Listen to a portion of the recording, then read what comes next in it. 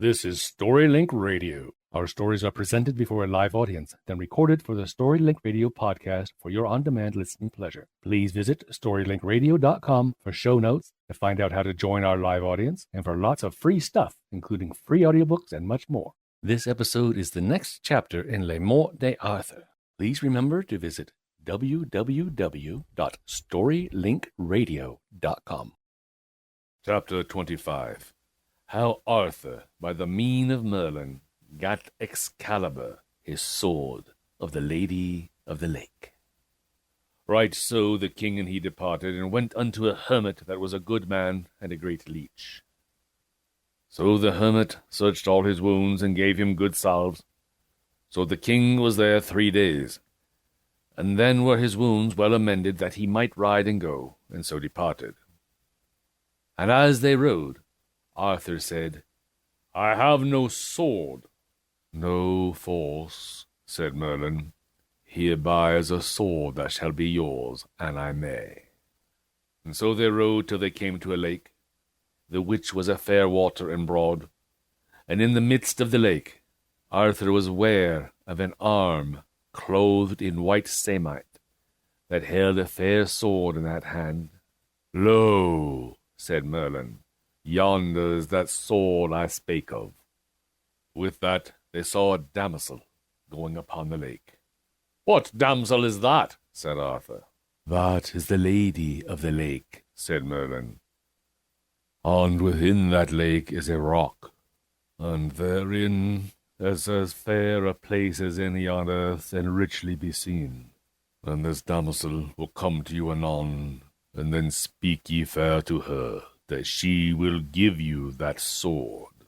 Anon withal came the damsel unto Arthur, and saluted him, and he her again. Damsel, said Arthur, what sword is that yonder the arm holdeth above the water? I would it were mine, for I have no sword. Sir Arthur, king, said the damsel, that sword is mine, and if ye will give me a gift when I ask it you, ye shall have it. By my faith, said Arthur, I will give you what gift ye will ask. Well, said the damsel, go ye into yonder barge, row yourself to the sword, and take it and the scabbard with you, and I will ask my gift when I see my time. So Sir Arthur and Merlin alighted, and tied their horses to 2 trees, and so they went into the ship. And when they came to the sword that the hand held, Sir Arthur took it up by the handles, and took it with him, and the arm and the hand went under the water. And so they came unto the land, and rode forth. And then Sir Arthur saw a rich pavilion. What signify yonder pavilion? It is the knight's pavilion, said Merlin, that ye fought with last, Sir Pellinore. But he is out. He is not there. He hath ado with a knight of yours that hight Eglaim, and they have foughten together.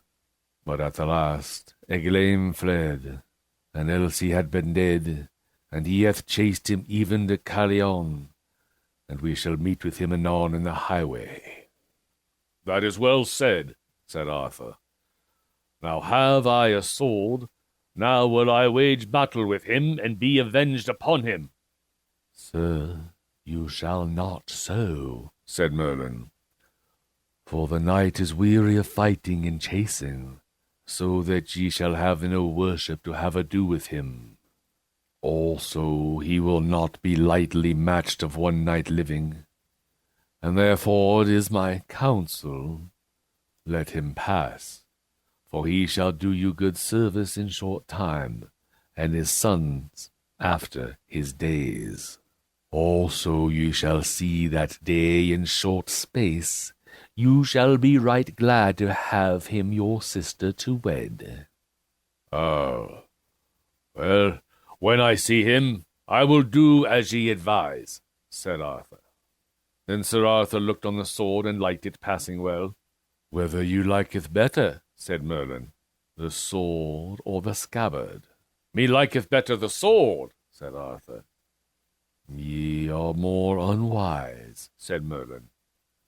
For the scabbard is worth 10 of the swords. For whiles ye have the scabbard upon you, you shall never lose no blood, be ye never so sore wounded. Therefore keep well the scabbard always with you. And so they rode unto Carlion. By the way they met with Sir Pellinore. But Merlin had done such a craft that Pellinore saw not Arthur, and he passed by without any words. I marvel, said Arthur, that the knight would not speak. Sir, said Merlin, he saw you not, for he had seen you, ye had not lightly departed. So they came unto Carlion, whereof his knights were passing glad. And when they heard of his adventures, they marvelled that he would jeopard his person so, alone. But all men of worship said it was merry to be under such a chieftain that would put his person in adventure, as other poor knights did. Check back soon for the next chapter of MORTE D'ARTHUR. Thank you for listening to StoryLink Radio. If you like what you've just heard, we hope you will subscribe to our podcast and pass along our web address, www.storylinkradio.com. Be sure to visit our website for show notes, to find out how to join our live audience, and for lots of free stuff, including free audiobooks and much more. Join us next time for another story from StoryLink Radio.